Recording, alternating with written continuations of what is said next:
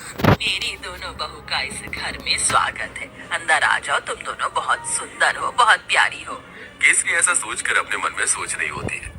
अब मेरी दोनों बहू आ गई हैं, इस घर को अच्छे से संभाल लेंगी, जैसे कि मैंने संभाला है। ऊपर से अब ठंड में मुझे काम भी नहीं करना पड़ेगा।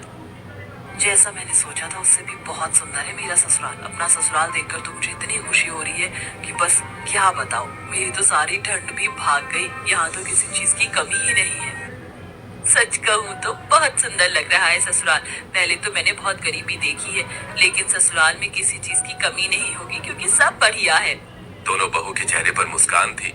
तुम दोनों बहुत थक चुकी होगी और तुम्हें ठंड भी लग रही होगी। चलो, मैं तुम्हें तुम्हारे कमरे में छोड़ आती हूँ, उसके बाद तुम्हारी पहली रसोई की रस्म करेंगे।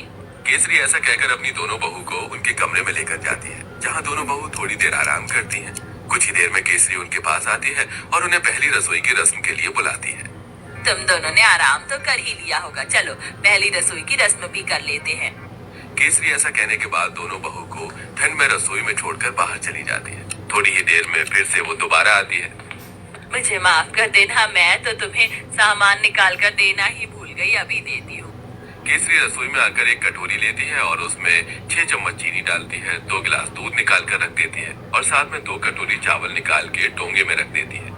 ये रहा सारा सामान। अब तुम अच्छी सी स्वादिष्ट खीर बनाकर सभी के लिए मीठे में लेकर आ जाना। केसरी इतना कहकर रसोई से बाहर चली जाती है और दोनों बहू एक दूसरे की तरफ देख रही होती है। लगता है माँ जी हमें कुछ ज्यादा ही भली समझ रही हैं। मुझे तो लगता है कि उन्हें ये लग रहा होगा कि हमें खाना बनाना ही नहीं आता। चलो कोई बात नहीं, हम अपने हिसाब से बना लेते हैं। ज्यादा बनाएंगे ताकि रात को खाने को मिल जाए। खाने के बाद कुछ मीठा अच्छा लगता है। इस तरह आराध्या और राधिका दूध चीनी चावल निकाल कर ज्यादा सी खीर बना लेती है, जिसके बाद वो खीर परोसकर घर में सभी को देती है। बहुत अच्छी खीर बनाई है। वैसे ठंड में खीर अच्छी लगती है, लेकिन चलो खाना तो अच्छा बनाना आता है तुम्हें। कितनी अच्छी बात है, मेरी बहू तो बिल्कुल मेरे जैसी आई है, थोड़े सामान में ही अच्छा खाना बनाना। केसरी ये सोचकर बहुत खुश हो रही होती है। वो कुछ देर बाद अपने कमरे में आराम करने चली जाती है। अब दोपहर का खाना बनाने की बारी आती है, तो दोनों बहू ठंड में रसोई में आती है। कुछ ही देर में केसरी भी रसोई में आती है। अरे इस वक्त तुम रसोई में क्या कर रही हो?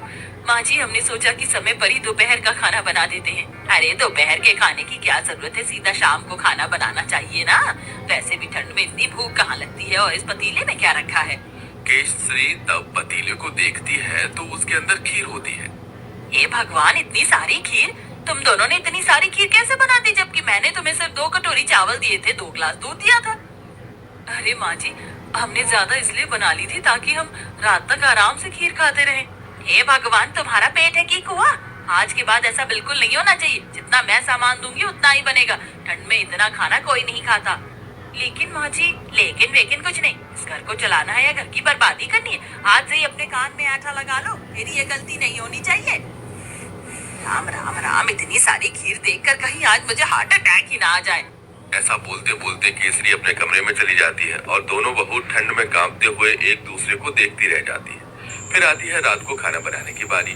तो रात को जब खाना बनाने दोनों बहू ठंड से कांपते हुए रसोई में जाती है, उनसे पहले वहाँ केसरी मौजूद होती है। उसने पहले ही सब कुछ गिनती करके निकाला होता है। देखो बहू, ये 1 बैंगन है, 4 आलू है, साथ में मैंने आटा निकाल कर रख दिया है। इस आटे में से केवल 10 रोटी बननी चाहिए।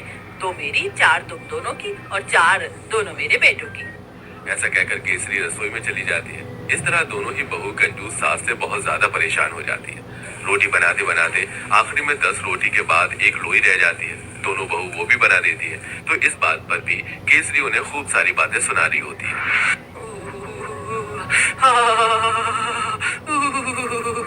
बहुत ठंड लग रही है। एक तो घर के सारे काम करो, ऊपर से खाना भी बनाओ तो गिनती का। मेरा तो पेट भी नहीं भरता। पता नहीं कंजूस सास हमें कुछ खाने क्यों नहीं देती। सही बोल रही हो, ऊपर से रसोई में काम करते हुए ठंड लगती है। हमारी सास हमें एक हीटर भी नहीं ला कर दे सकती। वैसे मुझे बहुत जोरों से भूख लगी है। 2 रोटी में मेरा क्या होगा? आखिरी में 10 रोटी के बाद एक लोई रह जाती है। दोनों बहू वो भी बना देती है। तो इस बात पर भी केसरी उन्हें खूब सारी बातें सुना रही होती है।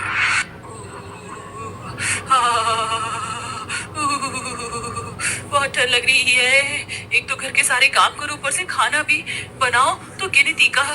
मेरा तो पेट भी नहीं भरता। पता नहीं कंजूस सास हमें कुछ खाने क्यों नहीं देती।